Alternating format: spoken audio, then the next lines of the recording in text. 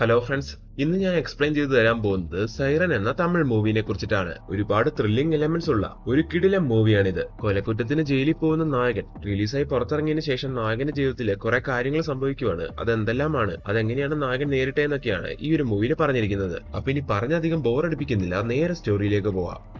മൂവിയുടെ സ്റ്റാർട്ടിങ്ങില് മുഖംമൂടിയെല്ലാം ധരിച്ചൊരു വ്യക്തി ഒരു പാലത്തിന്റെ മുകളിൽ വെച്ച് മറ്റേതൊരു വ്യക്തിനെ കുത്തിക്കൊന്ന് അയാളുടെ ബോഡി അവിടെ ഉപേക്ഷിച്ച് പോവുകയാണ്. കുറച്ചു നേരം കഴിഞ്ഞ് ഈ വിവരങ്ങളെല്ലാം അറിഞ്ഞ് പോലീസ് അവിടേക്ക് എത്തി ഇൻവെസ്റ്റിഗേഷൻ എല്ലാം സ്റ്റാർട്ട് ചെയ്യുന്നു. അടുത്ത സീനിൽ ആ ഏരിയയിലുള്ള ഒരു വലിയ സ്കൂൾ കാണിക്കുവാണ്. ഈ സ്കൂളിലാണ് മലർ എന്ന് പറയുന്ന ഈ കുട്ടി പഠിക്കുന്നത്. പഠിത്തത്തിലും മറ്റ് ആക്ടിവിറ്റീസിലെല്ലാം മുന്നിട്ട് നിൽക്കുന്ന ഒരു കുട്ടിയാണ് ഇവള്. ഈ കുട്ടി ആരാണെന്നല്ലേ? ഇവളാണ് നമ്മുടെ മൂവിയിലെ നായകന്റെ മകള്. പ്രസന്റിൽ നായകനെ മകൾക്കൊട്ടും ഇഷ്ടമല്ല. അതിനൊരു കാരണമുണ്ട്. നായകൻ ഇപ്പൊ ജയിലിലാണ്, അതും കൊലക്കുറ്റത്തിന്. ഇവള് ചെറുപ്പമായിരുന്ന സമയത്ത്, അതായത് ചെറിയ ക്ലാസ്സിൽ പഠിച്ചുകൊണ്ടിരുന്ന സമയത്ത് നായകൻ അങ്ങനെ പോലീസ് അറസ്റ്റ് ചെയ്ത് കൊണ്ടുപോയപ്പോ അവളുടെ കൂടെ പഠിച്ചിരുന്ന പിള്ളേരെല്ലാം കൊലയാളിയുടെ മകളെന്നും പറഞ്ഞുകൊണ്ട് ഇവളെ കളിയാക്കുമായിരുന്നു. ആ ഒരു കാരണം കൊണ്ടാണ് പ്രസന്റ്ലി അവൾക്ക് അവളുടെ അച്ഛനെ ഇഷ്ടമല്ലാത്തത്. അത് മാത്രമല്ല, ഇവളുടെ അച്ഛൻ കൊലയാളിയായത് അവളുടെ അമ്മേനെ കൊന്ന കുറ്റത്തിനാണ്. അങ്ങനെയുള്ള ഒരു സാഹചര്യം വരുമ്പോൾ മകൾക്ക് അച്ഛനോട് ദേഷ്യം തോന്നിയില്ലെങ്കിലല്ലേ പറയാനുള്ളൂ. എന്നാൽ അതിന് പുറകിൽ എന്തൊക്കെയോ കാരണങ്ങളുണ്ട്. അത് നമുക്ക് വഴിയെ നോക്കാം. എന്തായാലും ഇപ്പൊ നായകന്റെ മകള് പഠിച്ചുകൊണ്ടിരിക്കുന്നത് പുതിയൊരു സ്കൂളിലായോണ്ട് അവളുടെ അച്ഛന്റെ ആ കാര്യങ്ങളൊന്നും ഈ സ്കൂളിൽ ആർക്കും അറിയത്തില്ല. മാക്സിമം അതെല്ലാം സീക്രട്ട് ആക്കി വെച്ചിട്ടാണ് അവൾ കൊണ്ടുപോയിക്കൊണ്ടിരിക്കുന്നത്. ഇല്ലെങ്കിൽ ഇവിടുത്തെ പിള്ളേരും അവളെ കളിയാക്കും. അങ്ങനെ ആ സീനോടെ കട്ടെ അടുത്ത സീനില് ജയിലിൽ കഴിഞ്ഞുകൊണ്ടിരിക്കുന്ന നായകനെ കാണിക്കുന്നു. 14 കൊല്ലമായി നായകന് ജയിലിൽ കഴിയാൻ തുടങ്ങിയിട്ട്. ഇതുവരെ നായകനൊന്നും പരോളിന് പോലും ഇറങ്ങിയിട്ടില്ല. അങ്ങനെ ഇപ്പൊ നമ്മുടെ നായകന് പോലീസ് അധികാരികള് നിർബന്ധിച്ച് പരോള് കൊടുക്കുവാണ്. ഇപ്പൊ നമ്മുടെ നായകന് പോകാൻ ഒട്ടും താല്പര്യമില്ല. കാരണം വീട്ടിലെത്തി അവന്റെ മകളെ ഫേസ് ചെയ്യേണ്ടി വരില്ലേ? കൊലയാളിയായ അച്ഛനെ കണ്ട മകൾ എങ്ങനെ പ്രതികരിക്കുമെന്ന് അവന് ശരിക്കും അറിയായിരുന്നു. അങ്ങനെ ആ സീനോടെ കട്ടായിട്ട് ആ നാട്ടിലെ തന്നെ ഒരു ഉയർന്ന പോലീസ് ഉദ്യോഗസ്ഥയായ നന്ദിനിയെ കാണിക്കുന്നു. ഇവളാണ് നമ്മുടെ മൂവിയിലെ നായിക. പോലീസ് കസ്റ്റഡിയിലുണ്ടായിരുന്ന ഒരു പ്രതി മരിച്ചു. ഇതൊരു കസ്റ്റഡി മരണം ആയതുകൊണ്ട് അയാളെ ചോദ്യം ചെയ്ത ഇവരെല്ലാരും കൂടെ കൂടി അയാളെ കൊന്നു കളഞ്ഞതാണെന്നുള്ള രീതിയിലാണ് വാർത്തകളെല്ലാം വന്നിരിക്കുന്നത്. അതുകൊണ്ട് തന്നെ നമ്മുടെ നായിക ഇതിന്റെ പേരിൽ ശരിക്കും പുലിവാല് പിടിക്കുന്നുണ്ട്. അങ്ങനെ മറ്റൊരു ഇൻവെസ്റ്റിഗേഷൻ ടീം അത് അന്വേഷിച്ച് നായികയ്ക്ക് അതിൽ പങ്കില്ല എന്ന് മനസ്സിലാക്കുന്നു. എന്നാൽ അവിടുത്തെ DSPക്ക് ആണെങ്കിൽ നായികന് നല്ല ഡൗട്ട് ഉണ്ടായിരുന്നു. ഇതിൽ അവൾക്ക് പങ്കുണ്ടെന്നൊക്കെ അയാൾ വിചാരിക്കുന്നു. അടുത്ത സീനിൽ ജയിലിലെ സൂപ്രണ്ടിന്റെ നിർബന്ധ പ്രകാരം പരോളിന് പോകാൻ തുടങ്ങുന്ന നായകനെ കാണിക്കുന്നു. നായകന് പോകാൻ ഒട്ടും ഇൻട്രസ്റ്റ് ഇല്ല എന്ന് പറയുന്നുണ്ടായിരുന്നല്ലോ. എന്നാൽ ഇപ്പൊ നമ്മുടെ നായകൻ കുറച്ചു മുമ്പ് നമ്മൾ പറഞ്ഞ ആ കസ്റ്റഡി മരണമില്ലേ, ആ കാര്യങ്ങളെല്ലാം പത്രത്തിൽ കണ്ട് എന്താ കുറെ കാര്യങ്ങൾ ചിന്തിക്കുന്നു. അതിനുശേഷം പരോളിൽ എന്തായാലും പോകണമെന്ന് നായകൻ തീരുമാനം എടുക്കുവാണ്. അങ്ങനെ ഇപ്പൊ പരോള് വാങ്ങി പോകുന്നു. അങ്ങനെ ആ സീനോടെ കട്ടെ അടുത്ത സീനില് നായകന്റെ വീട് കാണിക്കുവാണ്. 14 കൊല്ലങ്ങൾക്ക് ശേഷം നായകൻ പരോളെടുത്ത് വീട്ടിലേക്ക് വരുന്ന കാര്യം വീട്ടുകാരെ അറിഞ്ഞു. സോ ഇപ്പൊ വീട്ടുകാരെല്ലാം അതിന്റെ സന്തോഷത്തിലാണ്. അങ്ങനെ വീട്ടിലെ നായകനെ വരവേൽക്കാൻ വേണ്ടി വീട്ടുകാർ ഓരോരോ കാര്യങ്ങൾ ചെയ്തുകൊണ്ടിരിക്കുമ്പോൾ ഇതെല്ലാം കണ്ട് നായകന്റെ മകൾക്ക് ആഗ്രഹം വരുന്നു. അങ്ങനെ തിരിച്ചു വരുന്ന നായകനെ കാണാതിരിക്കാൻ വേണ്ടി അവളുടെ ലഗേജ് എല്ലാം എടുത്തുകൊണ്ട് അവളുടെ മുത്തച്ഛന്റെ വീട്ടിലേക്ക് പോവുകയാണ്. അത് നായകന്റെ വീടിന്റെ തൊട്ട് ഓപ്പോസിറ്റ് ആയിട്ടുള്ള വീടായിരുന്നു. അങ്ങനെ അടുത്ത സീനിൽ നമ്മുടെ നായകൻ വീട്ടിലേക്ക് എത്തുന്നതായിട്ട് കാണിക്കുവാണ്. ഈ സമയം നായകന്റെ അമ്മ ആരത്തെല്ലാം ഒഴിഞ്ഞ് നായകനകത്തേക്ക് കയറ്റുന്നു. അപ്പൊ നായകൻ അവന്റെ കല്യാണ ദിവസം എല്ലാം ഓർമ്മ വരുവാണ്. അങ്ങനെ ഇപ്പൊ വീട്ടിലേക്ക് വന്നു കയറിയ നമ്മുടെ നായകൻ കിടപ്പിലായ അവന്റെ അച്ഛനെ എല്ലാം കാണുന്നു. അതിനുശേഷം വീട്ടിലുള്ള എല്ലാ കുടുംബക്കാരോടും സംസാരിക്കുകയൊക്കെ ചെയ്യുവാണ്. അതിനുശേഷം നമ്മുടെ നായകൻ അമ്മേനോട് എന്റെ മോൾ എവിടെയും ചോദിക്കുവാണ്. അപ്പൊ നായകന്റെ അമ്മ നീ വരുന്നു എന്ന് കേട്ടിട്ട് അവള് മുത്തച്ഛന്റെ വീട്ടിലേക്ക് പോയി എന്ന് പറയുന്നു. ഇത് കേട്ട് നായകൻ വിഷമിക്കുമ്പോ അത് കാര്യമാക്കണ്ട മോനെ, നിന്റെ മോള് നിന്നെ മനസ്സിലാക്കുമെന്ന് ഈ സമയത്ത് അമ്മ നായകനോട് പറയുവാണ്. അത് കഴിഞ്ഞ് നായകൻ വീട്ടിലുള്ള അവന്റെ അനിയനോട് എടാ എന്റെ വീട്ടിലുള്ള പ്രോപ്പർട്ടി ഇല്ലേ അതൊന്ന് എനിക്ക് വിറ്റ് തരണം, അർജന്റ് ആണെന്ന് പറയുന്നു. ഇത് കേട്ട നായകന്റെ അനിയൻ അതിനൊക്കെ പറയുവാണ്. അടുത്ത സീനിൽ ആ നാട്ടിലെ മാണിക്യം എന്ന് പറയുന്ന വ്യക്തിനെ കാണിക്കുന്നു. ഇയാൾ അവിടുത്തെ വലിയ രാഷ്ട്രീയക്കാരനാണ്. അവിടുത്തെ രാഷ്ട്രീയ പാർട്ടിന്റെ ഹെഡാണ്. അങ്ങനെ മാണിക്യത്തിന് പ്രായമായോണ്ട് ഇനി അയാൾ രാഷ്ട്രീയത്തിലേക്കില്ല, തന്റെ മകനെ രാഷ്ട്രീയത്തിലേക്ക് ഇറക്കാൻ പോവുകയാണെന്ന് ഇപ്പൊ അയാൾ പ്രഖ്യാപിക്കുന്നു. അതിനുശേഷം മാണിക്യം തന്റെ ഫ്രണ്ടായ അൻപളകനെ കണ്ടിട്ട് ഇത്ര നാള് നീ എന്റെ കൂട്ടത്തില് രാഷ്ട്രീയ കാര്യങ്ങൾക്ക് കട്ടക്കുണ്ടായിരുന്നു. നിന്റെ ഒരുപാട് സപ്പോർട്ട് കൊണ്ട്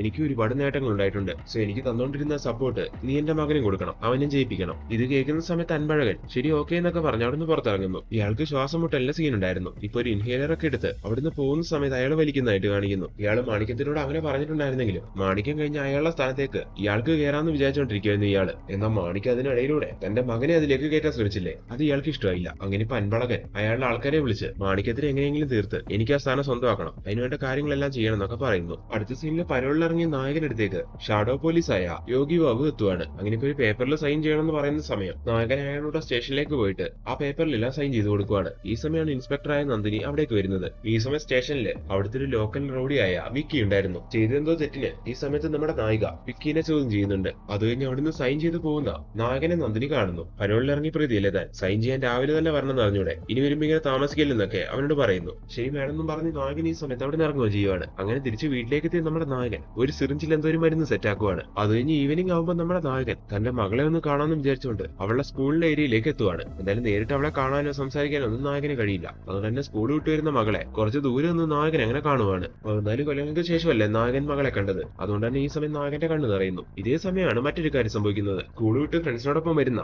ആ കുട്ടീനെ അവളുടെ ഫ്രണ്ട്സിനെയും തൊട്ടു മുമ്പത്തെ സീനിൽ നായകൻ സ്റ്റേഷനിൽ പോയപ്പോൾ അവിടെ ഉണ്ടായിരുന്ന ആ വിക്കി എന്ന് പറയുന്ന റൗഡിയും അയാളുടെ കുറച്ച് ഫ്രണ്ട്സും കൂടി ബസ് സ്റ്റോപ്പിൽ നിന്ന് കമന്റ് അടിക്കുവാണ്. ഇത് കേൾക്കുന്ന നായകനാണെങ്കിൽ സഹിക്കുന്നില്ല. അങ്ങനെ നായകൻ എന്റെ മകളെ നീ കമന്റ് അടിക്കുന്നോടാന്ന് ചോദിച്ചുകൊണ്ട് അവനെ പൊതിരം തല്ലുന്നു. ഇതേ സമയം തന്നെ അവിടെ നടക്കുന്ന ഈ കാര്യങ്ങളെല്ലാം ആരോ വിളിച്ച് പോലീസിനെ അറിയിക്കുന്നു. അങ്ങനെ SI ഗുരുമൂർത്തി അവിടേക്ക് വരുന്നുണ്ടെങ്കിലും പോലീസിനെ കണ്ട് നായകൻ അവിടുന്ന് സ്കൂട്ടാവുന്നു. അങ്ങനെ ഗുരുമൂർത്തി വന്നിട്ട് പ്രശ്നം ഉണ്ടാക്കി ഇവന്മാരെ പിടിച്ചോണ്ട് പോവുകയാണ്. അടുത്ത ദിവസം രാവിലെ നായകൻ സ്റ്റേഷനിലേക്ക് സൈൻ ചെയ്യാൻ വേണ്ടി വരുമ്പോൾ സ്റ്റേഷനിലുള്ള നായകനെ കണ്ട് ഇവര് ഞങ്ങളുമായിട്ട് ഇന്നലെ പ്രശ്നം ഉണ്ടാക്കിയത് ഇയാളാണെന്ന് പറയുന്നു. ഇത് കേൾക്കുന്ന SI ഗുരുമൂർത്തി അത് ശരി, അപ്പൊ പരോളിൽ ഇറങ്ങിയിട്ട് നീ ഇവിടെ വന്ന് പ്രശ്നം ഉണ്ടാക്കുക അല്ലെ, താൻ കൊള്ളാലോ എന്നൊക്കെ ചോദിക്കുന്നു. അപ്പൊ നായകൻ സംഭവിച്ച കാര്യം പറയുവാണ്. ഇത് കേട്ട് SI പാവല്ലേ എന്ന് വിചാരിച്ചുകൊണ്ട് അത് വിട്ടു കളയുന്നു. അതായത് സീനിയർ ഉദ്യോഗസ്ഥയായ നായകനെ അറിയിക്കുന്നില്ല. ഇപ്പൊ ഏത് നിമിഷവും നായകന്റെ കൂടെ ഷാഡോ പോലീസായ യോഗി ബാബു ഉണ്ട്. ഈ സമയം ഇങ്ങനെ കൂടെ നടക്കുന്നതുകൊണ്ട് തന്നെ യോഗി ബാബു നായകനുമായിട്ട് നല്ല ജെല്ലായി കഴിഞ്ഞു. അന്ന് രാത്രി നമ്മുടെ നായകൻ യോഗി ബാബുവിനോട് നമുക്കൊന്ന് ബാറിൽ പോയി കുറച്ച് മദ്യപിച്ചാലോ എന്ന് ചോദിക്കുന്നു. ഇത് കേൾക്കുന്ന യോഗി ബാബു ശരി ഓക്കെ എന്നും പറഞ്ഞുകൊണ്ട് അങ്ങനെ നേരെ അടുത്തുള്ള ഒരു ബാറിലേക്ക് വരുവാണ്. ഇത് മാണിക്യം എന്ന് പറയുന്ന വ്യക്തിന്റെ ബാറായിരുന്നു. അങ്ങനെ അവിടുന്ന് കുറച്ച് മദ്യപിച്ചതിന് ശേഷം നായകന് യോഗി ബാബു കൂടി അവിടെ നിന്ന് പോകാൻ തുടങ്ങുവാണ്. ഈ സമയം അവിടെയുള്ള മാണിക്യത്തിന് തീർക്കാൻ വേണ്ടി അൻപഴകൻ വേണ്ട കാര്യങ്ങളെല്ലാം സെറ്റ് ചെയ്തുകൊണ്ടിരിക്കുകയായിരുന്നു. അങ്ങനെ ഇപ്പൊ അയാളുടെ പ്ലാനിംഗ് അനുസരിച്ച്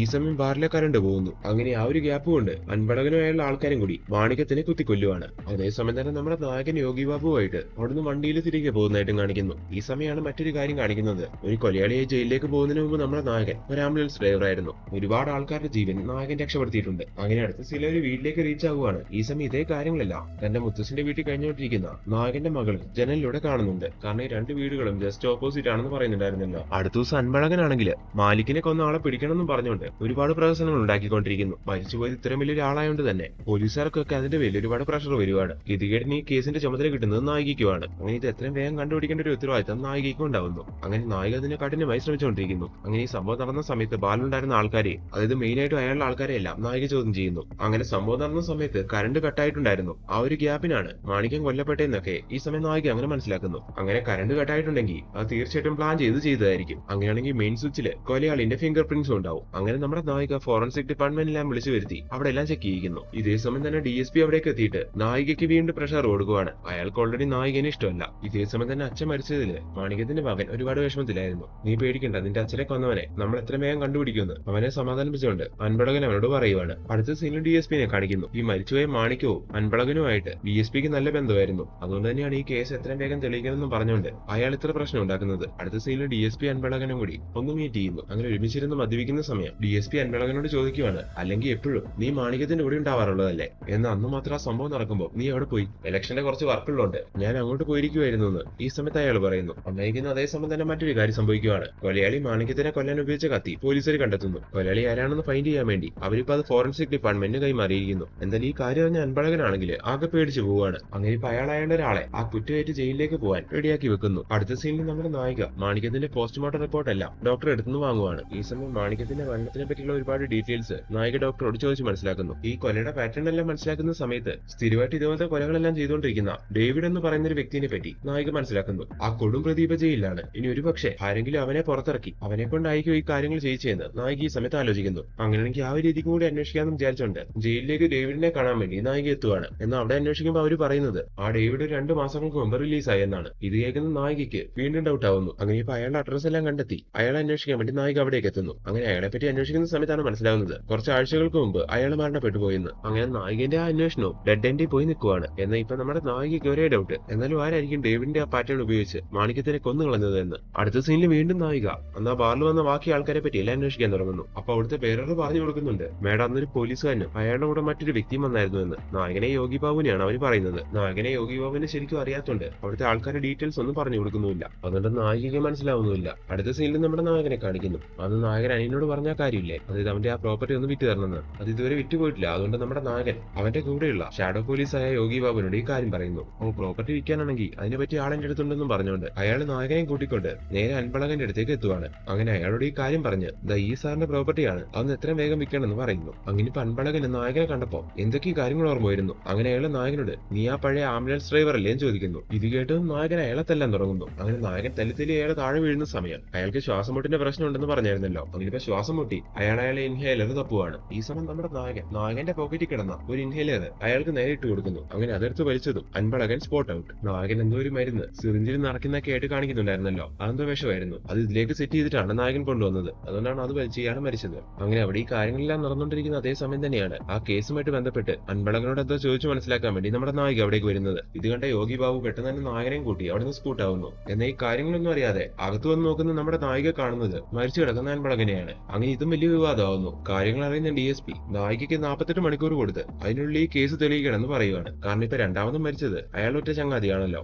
അങ്ങനെ ഇപ്പൊ ഈ കേസിലേക്ക് ഒന്നും കൂടി സീരിയസ് ആയിട്ട് ഇറങ്ങുന്ന നമ്മുടെ നായിക അന്ന് ആ ബാറിലെ ബേറർ പറഞ്ഞ ആ പോലീസുകാരനെ അയാളുടെ കൂടെ വന്ന ആളെ പറ്റി അന്വേഷിക്കാൻ തുടങ്ങുന്നു. അതായത് നായകനെ യോഗി ബാബുവിനെ പറ്റി. ഇതേ സമയം തന്നെ അൻപളകന്റെ പോസ്റ്റ്മോർട്ടം റിപ്പോർട്ടും കിട്ടുവാണ്. പോയിസൺ അടങ്ങിയ ഇൻഹേലർ വലിച്ചുകൊണ്ടാണല്ലോ അയാൾ മരിച്ചത്. അതല്ലേ ഇപ്പൊ കറക്റ്റ് ആയിട്ട് റിപ്പോർട്ട് വന്നിട്ടുണ്ട്. ഹൈഡ്രജൻ സൈനൈഡ് ആണ് അതിൽ കടത്തിയിരിക്കുന്നതെന്നും അവർ കണ്ടുപിടിക്കുന്നു. അങ്ങനെ ഇതെല്ലാം അറിയുന്ന നായിക ഇതിനു മുമ്പ് ഇതേ പാറ്റേണിൽ ഏതെങ്കിലും കൊല നടന്നിട്ടുണ്ടോ എന്ന് അങ്ങനെ അന്വേഷിക്കുവാണ്. അങ്ങനെ നേരത്തെ മാണിക്യത്തിന്റെ കൊല ഡേവിഡിന്റെ കേസുമായിട്ട് സിങ്ക് ആയ പോലെ ഇപ്പൊ അൻപളകന്റെ ഈ കൊല ഈ പാറ്റേൺ ഉപയോഗിച്ച് കൊല ചെയ്യുന്ന ഋഷി എന്ന് പറയുന്ന ഒരു കൊലയാളിയുമായിട്ട് സിങ്ക് ആവുന്നു. അയാളും ഇതേ പാറ്റേണിൽ 3 കൊലകൾ ചെയ്തിട്ടുണ്ട്. എന്നാൽ അയാൾ ഇപ്പൊ സെൻട്രൽ ജയിലിലാണ്. അങ്ങനെയുള്ളപ്പോൾ അയാളുടെ ഈ പാറ്റേൺ യൂസ് ചെയ്ത് ഈ കൊല ചെയ്തിരിക്കുന്ന ആരായിരിക്കും നായിക ആലോചിക്കുന്നു. എന്തായാലും ഡേവിഡിന്റെയും ഋഷിന്റെയും പാറ്റേൺ യൂസ് ചെയ്ത് ഈ കൊലകളെല്ലാം ചെയ്യുന്ന കൊലയാളി അല്ലെങ്കിൽ ആ കൊലയാളിക്ക് തീർച്ചയായിട്ടും അവരുമായിട്ട് എന്തെങ്കിലും കണക്ഷൻ ഉണ്ടാവും. ഒരുപക്ഷെ അവർ കഴിഞ്ഞുകൊണ്ടിരുന്ന ജയിലിലെ അവരുടെ കൂടെ കഴിഞ്ഞുകൊണ്ടിരുന്ന ഒരു ജയിൽ പുള്ളി ആയിക്കൂടെ ആ കൊലയാളി. ഇങ്ങനെല്ലാം നായിക ആലോചിക്കുന്നു. അങ്ങനെ ഇരിക്കുന്ന അതേ സമയം തന്നെ വിക്കിനെ കാണാനില്ല എന്നും പറഞ്ഞുകൊണ്ട് പോലീസ് സ്റ്റേഷനിൽ ഒരു കംപ്ലൈന്റ് കിട്ടുന്നു. ഇവൻ നാട്ടിലൊരു റൗഡി ആയതുകൊണ്ട് തന്നെ അവൻ എന്തെങ്കിലും വേണ്ടത്തരം ചെയ്തിട്ട് മാറി നിൽക്കുന്നതായിരിക്കും. അവനങ്ങ് തിരിച്ചു വന്നോളൂ എന്ന് ഈ സമയത്ത് നായിക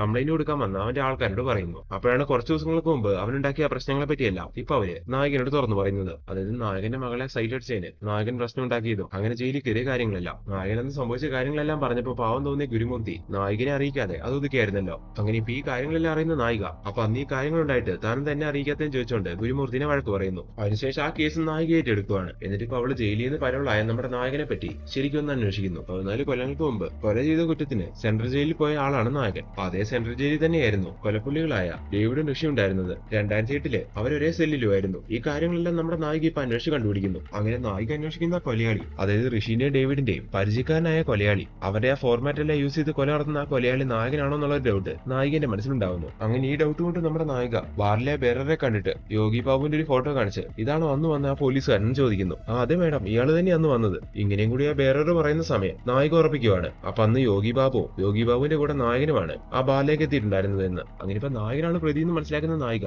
നായകൻ അറസ്റ്റ് ചെയ്യാൻ വേണ്ടി നേരെ അവന്റെ അടുത്തേക്ക് വരുവാണ്. അങ്ങനെ അവിടേക്ക് എത്തി നായിക അവനെ അറസ്റ്റ് ചെയ്ത് അവിടുന്ന് കൊണ്ടുപോകുന്നു. ഈ സമയം ഈ കാഴ്ചകളെല്ലാം നായകന്റെ മകള് കാണുന്നുണ്ട്. പക്ഷെ അവൾക്കൊരു വിഷമം ആവുന്നില്ല. കാരണം അവൾക്ക് നായകനോട് ഇഷ്ടമല്ല എന്ന് പറയുന്നുണ്ടായിരുന്നല്ലോ. അടുത്ത സീനിൽ നായകനെ സ്റ്റേഷനിലേക്ക് എത്തിച്ചിട്ട് നായകന്റെ ബാക്കി ഹിസ്റ്ററി എല്ലാം നായിക അന്വേഷിച്ചുകൊണ്ടിരിക്കുന്നു. അങ്ങനെ നായിക മറ്റൊരു കാര്യം കൂടി കണ്ടുപിടിക്കുവാണ്. 14 കൊല്ലങ്ങൾക്ക് മുമ്പ് നായകന്റെ കൊലക്കുറ്റത്തില് നായകനെതിരെ സാക്ഷി പറഞ്ഞത് മരിച്ചുപോയ അൻപളകനായിരുന്നു. നായകന്റെ ഭാര്യ ആ സമയത്ത് മറ്റൊരു വ്യക്തിയുമായിട്ട് ഒരു ബന്ധം ഉണ്ടായിരുന്നു. ആ ബന്ധം കണ്ടുപിടിച്ച നായകൻ ഒരു കത്തിയുമായിട്ട് വന്ന് അവരെ കൊന്നു എന്നാണ് അൻപളകൻ ആ സമയത്ത് സാക്ഷി പറഞ്ഞിട്ടുണ്ടായിരുന്നത്. അങ്ങനെ ഇപ്പൊ ഇതെല്ലാം മനസ്സിലാക്കിയതോടെ അന്നത്തെ ആ ദേഷ്യം തീർക്കാൻ വേണ്ടി നായകൻ തന്നെയാണ് ഈ കൊല ചെയ്തതെന്നുള്ള കാര്യം നായിക ഉറപ്പിക്കുന്നു. അങ്ങനെ അടുത്ത സീനിൽ കണ്ടുപിടിച്ച ഈ എവിഡൻസ് എല്ലാം വെച്ച് നായകനെ കോടതിയിൽ ഹാജരാക്കുന്നു. എന്നിട്ട് ഈ കാര്യങ്ങളെല്ലാം പറയുവാണ്. അന്ന് അൻപളകന്റെ കൂടെ സപ്പോർട്ട് ചെയ്ത് നിന്ന ആളാണ് മാണിക്യം. ആ ഒരു ദേഷ്യം കൊണ്ടാണ് മാണിക്യത്തിനും തീർത്തതെന്ന് നായികയോടെ പ്രൂവ് ചെയ്യുവാണ്. അതും ജയിലിൽ കഴിഞ്ഞുകൊണ്ടിരുന്ന സമയം തന്റെ അതേ സെല്ലിൽ കഴിഞ്ഞുകൊണ്ടിരുന്ന മറ്റു കൊലപ്പുള്ളികളായ ഡേവിഡിന്റെയും ഋഷിന്റെയും പാറ്റേൺ എല്ലാം പഠിച്ചു വെച്ച് അത് ഉപയോഗിച്ചിട്ട് അങ്ങനെ കൊലയാളി നായകനാണെന്ന് നായിക പ്രൂവ് ചെയ്യാൻ ശ്രമിക്കുന്ന അതേ സമയം തന്നെ നായകൻ കോടതിയിൽ പറയുവാണ് ആ പാറ്റേണിൽ ഒരു കൊല നടന്നു വിചാരിച്ച് അത് ചെയ്തത് ഞാനാണെന്ന് ഉറപ്പിക്കാൻ ഒരു തെളിവും ഇവരുടെ കയ്യിലില്ല. ഇതിനു മുമ്പ് ഇതേ പാറ്റേണിലുള്ള കൊലകൾ നടന്നിട്ടുണ്ടാവില്ലേ,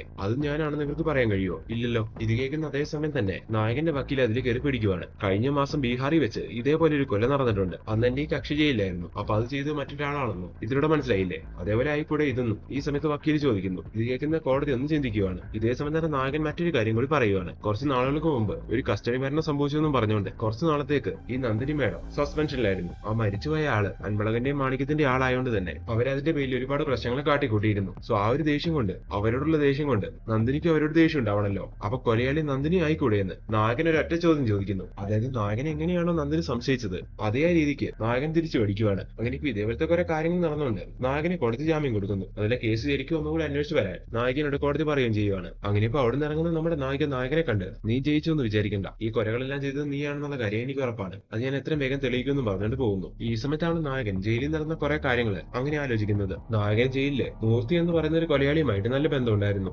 നായകന് മുമ്പേ എത്തിയതായിരുന്നു അയാൾ അവിടെ. നായകനെത്തിന് ശേഷം നായകനുമായിട്ട് അയാൾ പരിചയപ്പെടുന്നു. ആ സമയത്ത് നായകൻ അവന്റെ ജീവിതത്തിൽ നടന്ന കാര്യങ്ങളെല്ലാം അയാളോട് ഷെയർ ചെയ്യുന്നുണ്ടായിരുന്നു. അങ്ങനെ നായകൻ റിലീസിന് ഇറങ്ങുന്നതിന് കുറെ നാളെ മുമ്പ് തന്നെ അയാളുടെ ശിക്ഷയെല്ലാം കഴിഞ്ഞ് അയാൾ പുറത്തിറങ്ങുന്നുണ്ടായിരുന്നു. പോകുന്ന സമയത്ത് അയാൾ പറയുന്നുണ്ടായിരുന്നു, പുറത്തിറങ്ങി നിനക്ക് എന്തെങ്കിലും ആവശ്യമുണ്ടെങ്കിൽ എന്നെ കോൺടാക്ട് ചെയ്യണമെന്ന്, വേണ്ട കാര്യങ്ങള് വേണ്ട സഹായങ്ങള് ഞാൻ ചെയ്തു തരാമെന്ന്. അങ്ങനെ ഇരിക്കുന്ന സമയത്താണല്ലോ പരോള് കിട്ടിയിട്ടും പോവാതിരുന്ന നായകൻ പേപ്പറിലെ കസ്റ്റഡി മരണത്തിനെ പറ്റി അറിഞ്ഞത്. അതിൽ ഏറ്റവും കൂടുതൽ പ്രശ്നം ഉണ്ടായിക്കൊണ്ടിരുന്നത് അൻപളകനും മാണിക്കുമായിരുന്നല്ലോ. നായകൻ ജയിലിലേക്ക് പോകാൻ കാരണം തന്നെ അവരായിരുന്നു. അത് ഓൾറെഡി പറഞ്ഞായിരുന്നല്ലോ. അങ്ങനെ നായകൻ അവരോട് പ്രതികാരം വീട്ടാൻ വേണ്ടിയാണ് പരോളിനായിട്ട് ഇറങ്ങിയത്. അങ്ങനെ പുറത്തിറങ്ങിയ നായകൻ ആദ്യം തന്നെ എന്ത് ഹെൽപ്പ് ഉണ്ടെങ്കിലും വിളിച്ചോളാൻ പറഞ്ഞ് പുറത്തു പോയിരുന്ന മൂർത്തിനെ കോൺടാക്ട് ചെയ്യുന്നു. എന്നിട്ട് ഇന്ന പോലെ കാര്യങ്ങളെല്ലാം പറയുന്നു. അങ്ങനെ അയാളുടെ ഹെൽപ്പോട് കൂടിയാണ് ആ ഒരു പാറ്റേണിൽ, അതായത് ഡേവിഡിന്റെയും ഋഷിന്റെയും പാറ്റേണിൽ അവർ കാര്യങ്ങളെല്ലാം സെറ്റ് ആക്കിയത്. അങ്ങനെ ഇപ്പൊ ആ ഫ്ലാഷ് ബാക്ക് എല്ലാം കട്ടൈ പ്രസന്റിലേക്ക് വരുന്നു. ഇപ്പൊ നമ്മുടെ നായകൻ ഒരു കൊലയാളിയാണെന്നുള്ള കാര്യം പ്രസന്റിൽ നായകന്റെ മകള് പഠിച്ചുകൊണ്ടിരിക്കുന്ന സ്കൂളിൽ പറഞ്ഞു. അങ്ങനെ അതൊരു വലിയ സംസാര വിഷയമാകുമ്പോൾ അവൾക്ക് അതിൽ നാണക്കേട് തോന്നുവാണ്. അങ്ങനെ ആ ദേഷ്യം കൊണ്ട് അവള് നേരെ വീട്ടിലേക്ക് എത്തി അവൾക്ക് ഇത്ര നാളും കിട്ടിയ പ്രൈസുകളെല്ലാം നായകന്റെ മുമ്പിൽ വലിച്ചെറിഞ്ഞ് അവിടുന്ന് പോകുന്നു. അങ്ങനെ ആ സീനോട് കട്ടായി അടുത്ത സീനിൽ നമ്മുടെ നായകനെ കാണിക്കുവാണ്. കേസിന്റെ അന്വേഷണം എങ്ങനെയൊക്കെ കൊണ്ടുപോകുന്നുണ്ടെങ്കിലും ഒരു പുരോഗതി ഉണ്ടാവുന്നില്ല. അങ്ങനെ ഇരിക്കുന്ന സമയത്ത് മറ്റൊരു കാര്യം സംഭവിക്കുന്നു. അവിടെ അടുത്തുള്ള ഒരു സ്ഥലത്ത് നിന്ന് പോലീസുകാർക്ക് വിക്കിന്റെ ബോഡി കിട്ടുവാണ്. അതും കുഴിച്ചു മൂടിയ നിലയില്. ആ പരിസരത്ത് അയാളുടെ ഒരു ചെരുപ്പ് കണ്ട്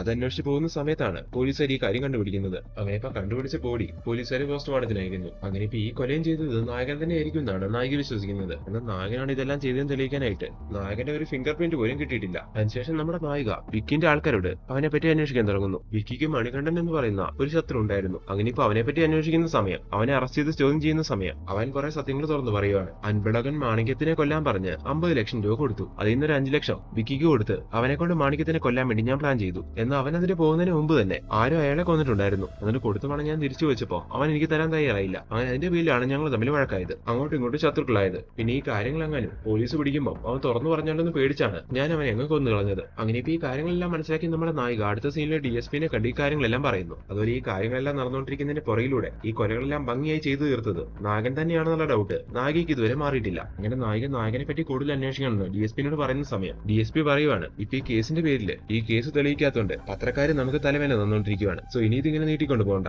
എന്തായാലും ഇപ്പൊ ഈ കേസിൽ കാട്ടിക്കൊടുക്കാൻ നമുക്ക് ഒരാളെ കിട്ടിയല്ലോ, മണികണ്ഠൻ. അവന്റെ തലയിൽ ഈ കേസ് കെട്ടിവെച്ച് അത് ഒഴിവാക്കാൻ നോക്ക്. എന്നാൽ ഇത് നായിക കേൾക്കുന്നില്ല. നായിക നേരെ സെൻട്രൽ ജയിലിലേക്ക് പോയി 14 കൊല്ലം അവിടെ ഉണ്ടായിരുന്ന നായകനെ പറ്റി അന്വേഷിക്കാൻ തുടങ്ങുന്നു. ഈ സമയം അവനെ പറ്റിയുള്ള ആ കാര്യങ്ങളെല്ലാം ഒരു ഫ്ലാഷ് ബാക്കിലൂടെ കാണിക്കാൻ തുടങ്ങുവാണ്. നായകൻ പണ്ട് ഒരു ആംബുലൻസ് ഡ്രൈവർ ആണെന്ന് പറയുന്നുണ്ടായിരുന്നല്ലോ. ആ ഒരു ജോലിയിലൂടെ നായകൻ ഒരുപാട് ആൾക്കാരുടെ ജീവൻ സേവ് ചെയ്തിട്ടുണ്ട്. അങ്ങനെ ജോലി ചെയ്യുന്ന സമയത്താണ് അവിടെയുള്ള ഒരു ആശുപത്രി ജോലി ചെയ്യുന്ന ഒരു പെണ്ണിനെ കണ്ട് നായകൻ ഇഷ്ടാവുന്നത്. അങ്ങനെ അവർ തമ്മിൽ സെറ്റ് ആവുന്നു. കുറച്ച് മാസങ്ങൾക്ക് ശേഷം അവരുടെ കല്യാണം നടക്കുവാണ്. അങ്ങനെ സന്തോഷമായിട്ട് അവർ ജീവിച്ചു വരുന്ന അതേ സമയം തന്നെ അവർക്കൊരു പെൺകുഞ്ഞു ഉണ്ടാവുന്നു. അങ്ങനെ ഇരിക്കുന്ന ഒരു സമയത്താണ് നായകന്റെ ഒരു പരിചയക്കാരനായ കതിർ നായകനോട് ഒരു കാര്യം പറയുന്നത്, അൻപളകൻ തന്നെ കൊല്ലാൻ ശ്രമിക്കുകയാണെന്ന്. ഇതറിഞ്ഞ് നായകൻ പെട്ടെന്ന് തന്നെ അവിടേക്ക് എത്തി അയാളുടെ ആൾക്കാരുടെ കയ്യിൽ നിന്ന് കതിറിനെ സേവ് ചെയ്യുന്നു. അങ്ങനെ കാര്യം അന്വേഷിക്കുന്ന സമയത്താണ് മനസ്സിലാവുന്നത് ആ സമയത്ത് അവിടെ ഉണ്ടായിരുന്ന ഇൻസ്പെക്ടർ നാഗലിംഗത്തിന്റെ അനിയത്തിയുമായിട്ട് കതിർ പ്രണയത്തിലായിരുന്നു. അതറിയുന്ന നാഗലിംഗം അയാളുടെ ചങ്ങാതിമാരായ മാണിക്യത്തിനോടും അളകപ്പനോടും പറഞ്ഞ് തന്നെ കൊല്ലാൻ ശ്രമിച്ചുകൊണ്ടിരിക്കുകയാണ്. അന്ന് ഇൻസ്പെക്ടർ ആയിരുന്ന ആ നാഗലിംഗമാണ് ഇപ്പൊ DSP ആയിട്ടുള്ളത്. എന്തായാലും കതിർ എന്ന കാര്യങ്ങളെല്ലാം നായകനോട് തുറന്നു പറഞ്ഞുകൊണ്ട് ആ പ്രണയത്തിന്റെ നായകൻ അവരെ സപ്പോർട്ട് ചെയ്യുന്നു. അതായത് അവരുടെ കല്യാണം നടത്തി കൊടുക്കുകയാണ്. ഇതിൽ ദേഷ്യം വരുന്ന നാഗലിംഗം അവരോട് പ്രതികാരം വീട്ടാൻ വേണ്ടി എന്താ ചെയ്യുന്നതെന്ന് നോക്കിയിട്ടുണ്ടെങ്കിൽ അളകപ്പനെയും മാണിക്യത്തിനെയും വെച്ച് കതിറിനെ കൊല്ലിക്കുന്നു. അതിനുശേഷം നായകന്റെ ഭാര്യനെയും കൊന്ന്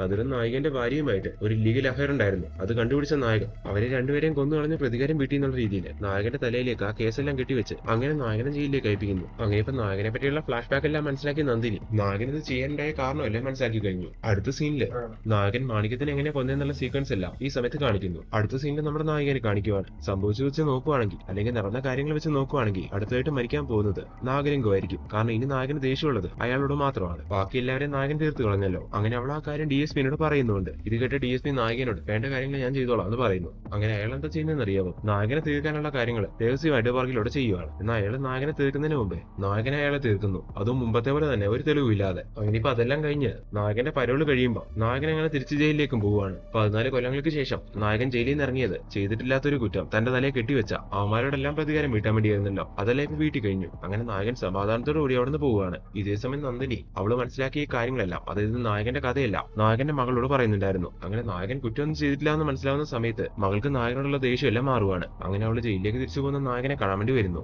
അങ്ങനെ അവര് തമ്മിലുള്ള പ്രശ്നം കൂടി തീർന്നു കാണിച്ചുകൊണ്ട് അങ്ങനെ ഒരു എൻഡിങ്ങോടെ ഈ ഒരു മൂവി അവസാനിപ്പിക്കുകയാണ്. അപ്പോൾ ഫ്രണ്ട്സ്, എങ്ങനെയുണ്ടായിരുന്നു ഈ മൂവി? നല്ലൊരു മൂവി ആയിട്ട് എനിക്കിത് ഫീൽ ചെയ്തു. നിങ്ങൾക്കും ഇഷ്ടപ്പെട്ടു എന്ന് വിശ്വസിക്കുന്നു. നിങ്ങൾക്ക് ഈ വീഡിയോസ് എല്ലാം ഇഷ്ടമാവുന്നുണ്ടെങ്കിൽ തീർച്ചയായിട്ടും ഞങ്ങളെ സപ്പോർട്ട് ചെയ്യണം. അപ്പൊ ഇനിയും പുതിയ പുതിയ വീഡിയോസ് ആയിട്ട് കാണും വരെ ബൈ.